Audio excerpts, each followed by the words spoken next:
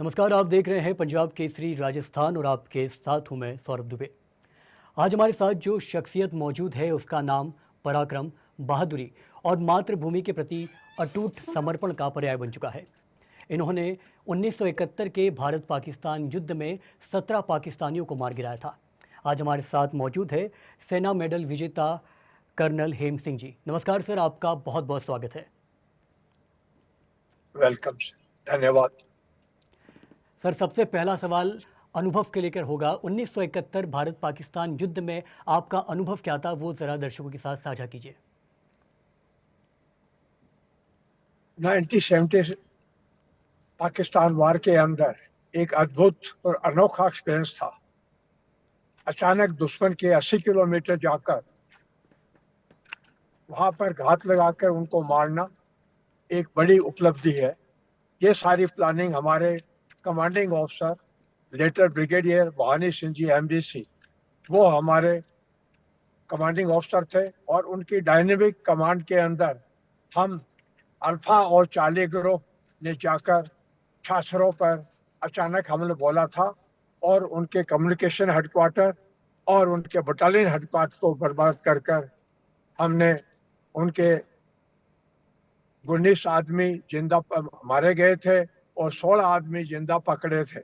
इसके अलावा हमने वारलाइक स्टोर, हथियार, अम्युनिशन और अगर जो दूसरे जो वारलाइक स्टोर है उनको कब्जे में लेकर हमने विजय प्राप्त की थी। इस सफलता के फलस्वरूप हमारे commanding officer late brigadier Bhawani Singh ji को MDC से नवाजा गया और 2 वीर चक्र, जिसमें सेकंड कमांड मेजर शर्मा थे, उनको वीर चक्र मिला। एक हवलदार निहाल सिंह, उनको भी वीर चक्र मिला और बाकी जो हमें सेना मेडल मेंशन स्पेशल मिला। इसके अलावा हमने उस एरिया के अंदर 5 दिन दुश्मन के एरिया में रहे थे और उनको तबाही उनके पीछे धकेल दिया और करीब 5,600 किलोमीटर स्क्वायर जमीन हमने नॉर्थ से साउथ तक नगर पार्क और वीरवा की तरफ हमने पूरा खाली करवा दिया गया था। तत्पश्चात हमारी इन्फेंट्री ने आकर उसमें कब्जा किया और हम आपके सेकंड टास्क के अंदर आगे रवाना हो गए। तो ये हमें, जब हम लड़ाई में जा रहे थे तो परिवार वाले पूछ रहे क्या होगा, हमें नहीं मालूम, हमारा ध्येय है, हमें कोई याद नहीं है, हमें ये है कि हम आपके पाकिस्तान पर विजय प्राप्त करें और सब कुछ हमें सफलता मिलेगी। और ये अल्लाह का लोग था और ये जो ऑपरेशन किया ये थ्योरेटिकल वारफेयर नहीं था, अनकन्वेंशनल थ्योरी के ऊपर बेस्ड ये हमारा ऑपरेशन था, जिसमें हमें बड़ी सफलता मिली। और आजकल इस थ्योरी को मऊ के अंदर पढ़ाया जाता है ऑफिसर्स को। ये एक मिसाल बन गया कि भाई ये ऑपरेशन कैसे सक्सेसफुल हुआ, कैसे उनको उसे प्लानिंग की थी हमने। जो पलटन जो रेज हुई थी 1967 के अंदर, और उसके बाद में 2 साल के अंदर पूरी हमने तैयारी की थी वार फुटिंग पर, उसकी हमें सफलता मिली। उसका श्रेय कमांडिंग ऑफिसर भवानी सिंह जी को जाता है। साथ में उनकी जो टीम थी, उनके नीचे ऑफिसर थे जेशो साहिबान, उनका सबका कोऑपरेशन था। एकजुट होकर हमने काम किया और फतेह किया। जी, क्या इस पूरे ऑपरेशन में कभी ऐसा लगा कि आपकी जान पर बनाई हो और फिर भी आपने ऑपरेशन जारी रखा? नहीं, उसमें हमें जब अंदर घुस गए थे उसके बाद में न तो परिवार वाले याद आ रहे थे, सामने एक ही टारगेट दिखाई दे रहा था कि छाछरों के ऊपर हम विजय प्राप्त करें, कैसे भी कैसे। हमारे कमांडिंग ऑफिसर 6 तारीख को सुबह ही आपके जल्दी हमारे से पहले पहुंचे।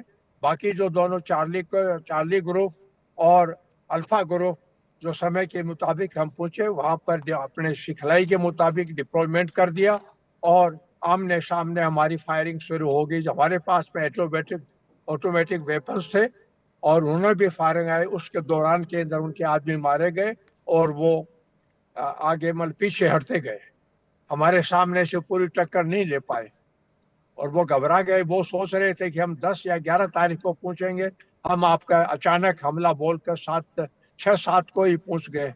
उनमें खलबली मच गई थी, उनका मोरल डाउन हो गया था।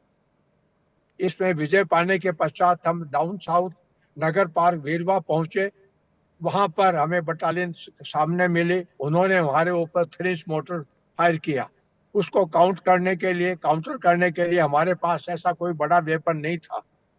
फिर जो पुराने आदमी थे उन्होंने कहा कि अपने गाड़ियों के साइलेंसर निकाल दें और उनका मैन्यूवर करें, जिससे पाकिस्तान सोचेगा कि यहाँ पर टैंक आ गए। तो पुरानी बात समझकर यही कार्रवाई की थी। वो बहुत ही अफेक्टिव रही, जिससे वो बटालियन हेडक्वार्टर के ऊपर भी हमने कब्जा कर लिया। वहां भी उनके 16 आदमी मारे गए थे गिरवा नगर पार्कर के अंदर, और हमें उसमें सफलता मिली। उसके बाद में हम 9-10 तारीख को वापस बांका से होकर बाड़मेर में आ गए। वहां पर हमने 5 दिन के बाद में गर्म खाना खाया था, हमारा वेलकम हुआ। फिर हम जोधपुर चले गए। फिर हमें दोबारा आदेश मिला कि आप गुजरात की तरफ आप जाएंगे। तो 13 तारीख को हम भुज पहुंच गए, और भुज से जो अल्फा ग्रुप था उसको टास्क मिला था इस्लाम कोर्ट मीठी उसको बर्बाद करने के लिए। तो वो टीम आगे बढ़ी, और वहां पर जो मैंने पहले कहा हवलदार निहाल सिंह और टुवैसी साहब को वहां पर वीर चक्र मिला था। और हम इंतजार कर रहे थे दूसरे ऑपरेशन का बदिन एयरफील्ड के ऊपर। इतने के अंदर आपका सीज फायर डिक्लेयर हो गया। सीज फायर जब डिक्लेयर हुआ उस दिन हम आपके पाकिस्तान की एरिया में थे। हम फटाफट अपने सूझबूझ से आगे बढ़कर वापस आए। इस प्रकार एक ये यूनिक एक्सपीरियंस था। ये पहले ट्राई किया गया था कि अब दुश्मन के पीछे जाकर कैसे इतनी दूर 80 किलोमीटर जाकर बिगर एयर सपोर्ट, बिगर आरटी सपोर्ट के हमने जो हमारी टीम ने, हमारी बटालियन ने, जो टैनपरा ने जो काम किया, वो एक अद्भुत कार्य था। आज एक मिसाल बन के रह गया। जी। हेम सिंह जी, इस वीरतापूर्ण सफलता के बाद जब आपको सेना मेडल से सम्मानित किया गया, तब आप कैसा महसूस कर रहे थे? मेरे को बड़ा अच्छा लगा। बाकी जो दूसरे मेरे साथी थे, हर एक को लड़ाई में जाने का पहला मौका मिला। कमीशन का मिलने के बाद में ये भी बड़ी उपलब्धि थी। हर आदमी को लड़ाई में जाने का मौका नहीं मिलता है। तो मैं हमें जो हमारी पलटन को मौका मिला, बहुत ही गौरव की और सम्मान की बात है। जी। अ, मेरा अगला सवाल अभी फ़िलहाल की भारत की स्थिति को लेकर है। पहलगाम में हालिया आतंकी हमला होता है और जिसके बाद पाकिस्तान का आतंकी चेहरा दुनिया के सामने एक बार फिर आता है। इसको लेकर भारत सरकार की जो भूमिका है, जो रवैया है, उसको आप किस तरीके से देखते हैं? पहले तो मैं ये कहूंगा, ये जो कायरतापूर्ण जो हमला किया गया उसकी हम गौरव सेनानी निंदा करते हैं, कठोर निंदा करते हैं। और ये बहुत ही दयनीय विषय है, जिसके अंदर बेगुनाह मारे गए। तो इस प्रकार की हरकत अगर पाकिस्तान करता है तो बहुत ही बुरी बात है। और जो इसी के ऊपर हमारी जो गवर्नमेंट ने जो फैसला लिया है, जो 5 फैसले लिए हैं, बहुत ही निर्णायक है। हम पूरा भारतवर्ष गौरव सेनानी इसका समर्थन करते हैं, और भारत सरकार के साथ में हम साथ में हैं। जी। कंधे से कंधे मिलाकर अगर पाकिस्तान हमारे पे हमला करता है तो हम पूर्ण रूप से तैयार है। और हमारी फौज पूरे ढंग से, एयरफोर्स, नेवी और आर्मी, उनका मोराल ऊंचा है और वो दक्ष है। अगर मौका मिलेगा तो वो 1947 के अंदर, 1965 के अंदर, 1971 के अंदर और कारगिल ऑपरेशन के अंदर मात खाई, दोबारा वो मात खाएगा। जो उनकी हरकत है, जिसने ये जो उनकी जो एसआई जो है, इस पे जो सीक्रेट फोर्स है, उन्होंने सपोर्ट किया और उन्होंने धोखे से इनोसेंट आदमियों को मारा। ये बहुत ही दर्दनाक है। इसका हमारी गवर्नमेंट को बदला लेना चाहिए। पूरा हमला अभी नहीं करना चाहिए, वेट करना चाहिए। पाकिस्तान हमें ये जो बातें कर रहा है वो उत्तेजित करने के लिए कर रहा। तो ऐसा जो ऑपरेशन है, बड़ा ऑपरेशन है, वो संयम से करना चाहिए। मौसम के लिहाज से भी ठीक नहीं है, गर्म मौसम है और उसमें पानी की हर गाड़ियां गर्म हो गई। तो सोच समझ कर हमें करना चाहिए। तो मेरे हिसाब से जो मेरा जो एक्सपीरियंस है लाइफ के अंदर, उनको सदम युद्ध करना चाहिए। जैसे पीओके के अंदर उनके सेंटर है, भावलपुर के अंदर उनके सेंटर है, बाकी और जगह जहाँ जाए उनके ऊपर मिसाइल से या एयर स्ट्राइक करके या सर्जिकल स्ट्राइक करके उनको बर्बाद कर जाए।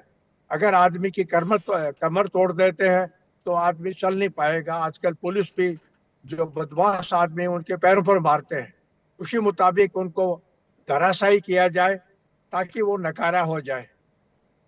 और जी फिर जरूरत पड़े, फिर पाकिस्तान अगर हमारे ऊपर पहले करता है तब फिर हमें जो ठोस कार्रवाई जो गवर्नमेंट प्लान कर रही है और या जो हमारी आर्मी उसके लिए तैयार है, हम उसके लिए तैयार है और करनी चाहिए।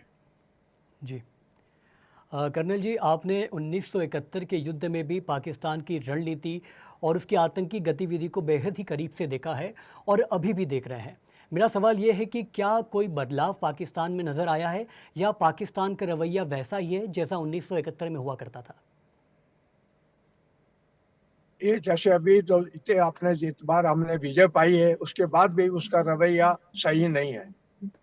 जो कहते हैं ना कि जिस आदमी को एक बार आदत पड़ जाती है, या जो शेर जो मांसाहारी या जो आदमी को खा लेता है तो वो आदमी की शिकार करता है, तो इस प्रकार का उनका एटीट्यूड है। वो कटोरा लेके मांग रहे हैं, न उनके पास में साजो सामान है जो लड़ाई फेस करने के लिए। वैसे वो करेंगे लेकिन उनके पास में इतनी सामर्थ्य नहीं है जो पूरे जो बाकी सब आदमी जानते हैं। और अब वो आपका जो रिटायर्ड हो गए 45 साल के, उनको दोबारा भर्ती कर रहे हैं। तो 45 साल का आदमी जो अब कैसे दोबारा, मेरे समझ में नहीं आ रहा कि वो लड़ाई कर सकता है क्या। देश के लिए हर आदमी की नागरिकता, जो भी नागरिक है उसको जोश आता है, वो तैयार हो जाता है मरने मारने के लिए। जैसे हम भी गौरव सेनानी है, हम अगर जरूरत पड़ी तो हम उसके लिए तैयार है, उसको काउंटर करने के लिए। जी मेरा अगला सवाल है कि भारत पाकिस्तान बॉर्डर पे एयर स्ट्राइक, सर्जिकल स्ट्राइक जैसे कदम क्या कारगर साबित हुए या भारत सरकार को और कठोर रुख अपनाने की ज़रूरत है? नहीं, पहले उनके जो हेड को जो टारगेट है, जो उनके जैश के और आतंकियों को, उसका करना बर्बाद करना चाहिए। और साथ साथ में जो उनके जो सप्लाई डिपो है या अम्युनिशन डिपो, ऐसे जो क्रिटिकल जो एरिया है उसके ऊपर एयर स्ट्राइक करनी चाहिए, जी जिससे अ, वो रिएक्ट नहीं कर पाएंगे। जी जी हेम सिंह जी, मेरा आखिरी सवाल इस इंटरव्यू के लिए ये होगा कि क्या अगर दोबारा युद्ध में युद्ध भूमि रणभूमि में जाने का मौका मिले तो हेम सिंह जी तैयार होंगे? हम तैयार हैं, जैसे देश के लिए मर मिटने के लिए तैयार है।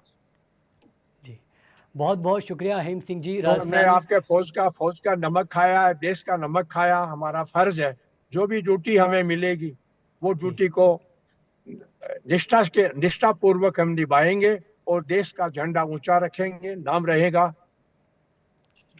जी हेम सिंह जी, बहुत बहुत शुक्रिया आपका पंजाब केसरी राजस्थान से जुड़ने के लिए। ऐसे ही प्रदेश से जुड़ी तमाम बड़ी और छोटी खबरों के लिए देखते रहिए पंजाब केसरी राजस्थान। नमस्कार।